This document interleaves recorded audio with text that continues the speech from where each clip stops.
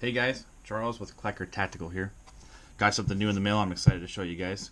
I've been wanting one of these for a little bit. It's obviously from Vortex Optics. And this little guy is the Sparc Ar Red Dot. So, I got one of these for a special build that I'm doing. It's going to be a 300 blackout pistol. So I got the red dot because it's for quick sight acquisition, usually shorter ranges, perfect for a pistol SBR type AR build. And being that it is a Sparc AR, this is designed specifically for the AR platform, so it was fitting. This came in at around $175 from MidwayUSA.com. It was on sale. Usually I've been seeing them around $200 to $250. So pretty affordable for a good quality company, good quality optic. So I'm going to go ahead and read out the specifications on the box. I know you guys can go ahead and look it up online. Whatever. I'm going to show you what it says in the box. So we got a length of 2.9 inches. A weight of only 7.5 ounces. The lens diameter is a 22 millimeter. Unlimited eye relief. Next we got here is the battery life. So estimated at max brightness is 300 hours. And then the battery life at the minimum brightness, they're saying 5,000 hours. Now that's continuous operation. Just a single red dot. It doesn't change colors.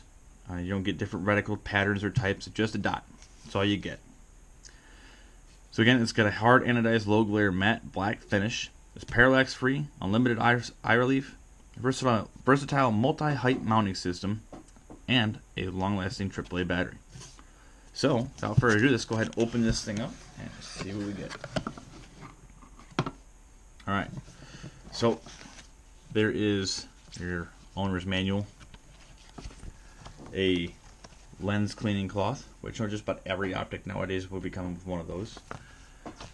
Shows you everything you need to know about powering up, powering it down, changing your brightness, zeroing it, mounting it, and some other information for the shooter. So don't need that. So there it is, the Sparc Ar. Now, I can see right away what they mean by the anti-reflective coating. So this is just a rubber coating on it. You can actually take this off if you wanted to. I wouldn't recommend it at all, but it does give a nice matte finish. There's definitely a little bit of reflection here on the metal, but it's not too much. And realistically, if you're looking down this end here, you're not seeing much reflective surface at all, other than maybe in this eye portion and the glass itself. So first, we've got caps built into that cover. The caps actually can get out of your way. This front cap here will go right into the rear cap, and it'll keep them right and tight out of your way. How long that will last over use, I guess we'll find out. I don't really see that. That opened up pretty easy. So these might get annoying. They are always annoying on all my other optics. I usually remove them and only put them on during storage. But while I'm shooting, I don't like to have them on or attached. I like ones that I can take off, remove, put in my range bag, or somewhere else that's not on the optic itself. These do get in the way, but overall, it's not going to affect this performance. Top and side turrets here are for zeroing. They made it pretty easy. You can finger, end of a casing, screwdriver, multi-tool that you have in your range bag or pocket, even a pocket knife. So pretty good adjustments, or easy to adjust anyway on this. Has this base on here. Does not look like this comes off. That's all. So this is like your lowest that you're gonna get with this mounting plate. However, inside here we have our spring-loaded Picatinny mount with 4 screw holes. Basically that goes on there, oriented how you want it, and that right there is pretty much, that's your lowest height you're gonna get. Now They do give you this little adapter here, so that way you can rise it up just a little bit. Now, that doesn't seem like a whole lot of adjustment. However, that little bit probably can make up the difference depending on your sights that you have for your front sight, rear sight, backup sight. That can make up the difference, so this can be co-witnessed. This is designed to be a co-witness sight, which basically means when mounted, if your battery dies or anything, your front sight and rear sight will line up with the red dot, and you can see right through your lens and still use your backup sights. So that's a really nice feature. That's one of the reasons why I did get this. And it does come with a battery. I think I already installed it when I first opened this up, just to make sure that they sent everything in the case that they said they would, which they did. So it does come with a battery. And that battery goes right in the front screw cap here.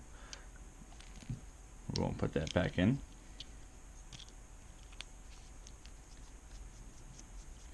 So that's another nice thing, is that this is a common battery. This is a battery you can keep, it's small, you can keep in your pocket, multiples in your range bag. Going on to see what else they give you.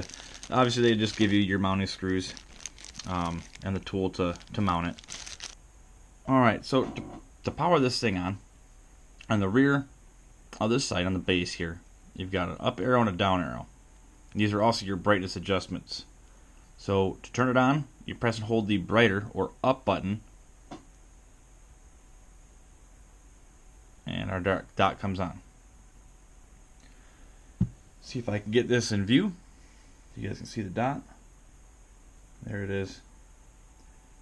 So one of the benefits about being a co-witness sight is it makes the zeroing process much simpler.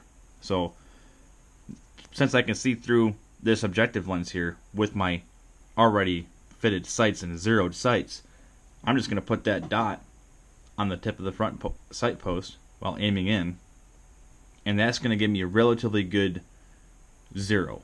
Now I'm going to have to fine tune it a little bit, but it's going to get me on paper without having to use a bore sight or even having to firing a shot. Alright, so first thing you want to do is take your Picatinny base plate, just like that, and then the short screws that they provide will be the first ones you will use if you're just going to use this one base. If you use this adapter at all, if you have to use this adapter, they provide you with some longer screws to mount that with. But for the just regular base plate, you're just going to use those short screws.